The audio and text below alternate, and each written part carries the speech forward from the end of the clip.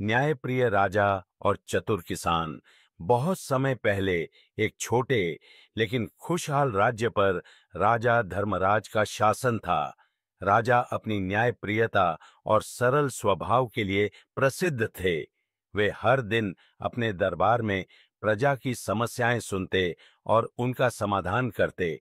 एक दिन एक अमीर जमींदार राजा के दरबार में आया और शिकायत करने लगा, महाराज, मेरा खेत चोरी हो गया है। राजा चौंक गए। खेत चोरी हो गया? यह कैसे संभव है? जमींदार ने बताया, महाराज, एक गरीब किसान ने मेरे खेत पर कब्जा कर लिया है और दावा करता है कि वह उसका खेत है। कृपया मुझे न्याय दिलाइए। राजा ने गरीब किसान को दरबार में बुलाया।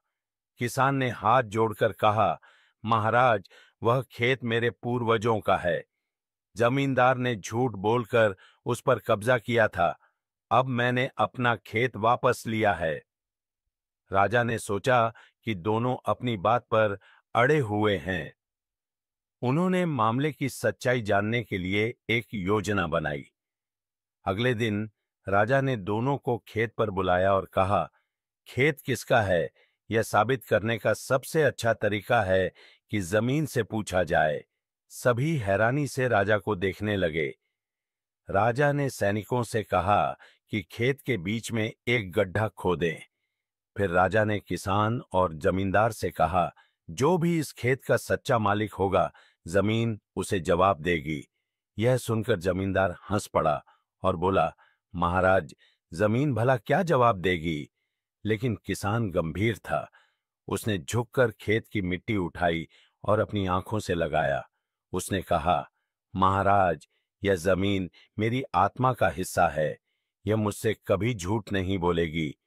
राजा ने किसान की भावनाओं को देखा और फिर खेत की मिट्टी से उगी फसल के दस्तावेज मंगवाए।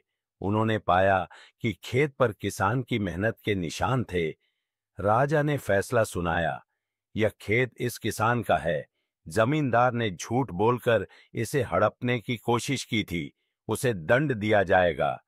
गरीब किसान ने राजा को धन्यवाद दिया और कहा, महाराज, आप जैसे न्यायप्रिय शासक के कारण ही प्रजा सुखी और सुरक्षित रहती है।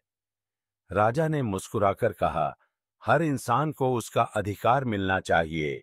यही सच्चा राजधर्म है। उस दिन से राजा धर्मराज की न्यायप्रियता की और भी अधिक प्रशंसा होने लगी और उनका राज्य समृद्धि और शांति का प्रतीक बन गया।